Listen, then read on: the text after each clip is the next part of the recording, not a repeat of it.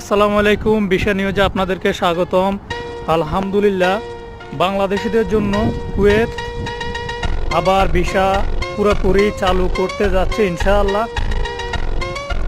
Kuwait এবং বাংলাদেশের প্রধান উপদেষ্টার সাথে ডক্টর মোহাম্মদ ইউনূস সাহেবের সাথে একটা বৈঠকে ওনারা জানিয়েছেন যে বাংলাদেশ থেকে ওনারা দক্ষ শ্রমিক